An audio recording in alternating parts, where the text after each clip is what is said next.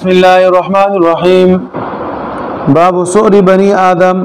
وبه قال حدثنا محمد بن خزيمة قال حدثنا المعلى ابن أسد قال حدثنا عبد العزيز بن المختار عن عاصم الأحول عن عبد الله بن سرجس رضي الله تعالى عنه قال نهى رسول الله صلى الله عليه وسلم أن يغتسل الرجل بفضل المرأة والمرأة بفضل الرجل ولكن يشرعان جميعا.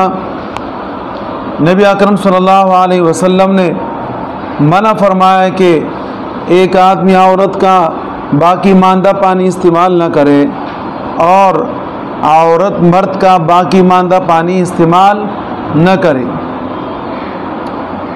باب کا عنوان ہے سؤر بنی آدم، ابن آدم کا جھوٹا.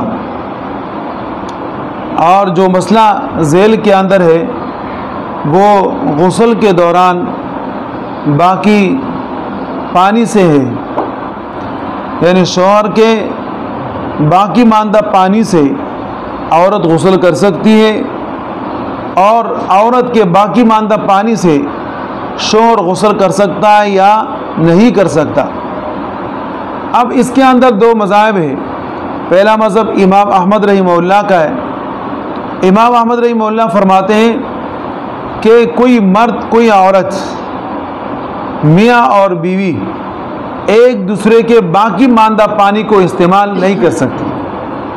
اور امام احمد رحمہ اللہ کی دلیل حدیث باب کہ یہ روایت ہے عبداللہ ابن سرجس کی کہ نبی علیہ السلام نے منع فرمایا. اس کے متعلق ایک جواب ہم یہ دیتے ہیں کہ نبی اکرم صلی اللہ علیہ وسلم کا یہاں پر جو منع کرنا ہے وہ حرمت کے بنا پر نہیں ہے، بلکہ یہاں جو منع ہے اس منع سے مراد نہیں تنزیہی ہے کہ بہتر یہ ہے کہ آپ الگ پانی سے غسل کر لیں اور آپ کی بیوی الگ پانی سے غسل کر لے. ورنہ یہ کوئی بات اس کے اندر نہیں ہے کہ اگر آپ نے اپنی بیوی کے باقی ماندہ پانی سے غسل کر لیا تو آپ پاک نہیں ہوئے، ناپاک رہے، ایسی بات نہیں ہے. نہیں، آپ پاک ہوئے، لیکن آپ کو اس میں احتیاط کرنے کی ضرورت ہے. اسی طریقے سے اس روایت کے متعلق دوسری بات ہم یہ کہتے ہیں کہ یہ روایت ضعیف ہے، اور تیسری بات یہ کہتے ہیں کہ یہ روایت منسوخ ہو چکی ہے. منسوخ شدہ روایت اور ضعیف، منسوخ اور ضعیف شدہ روایت سے استدلال کرنا صحیح نہیں ہوتا.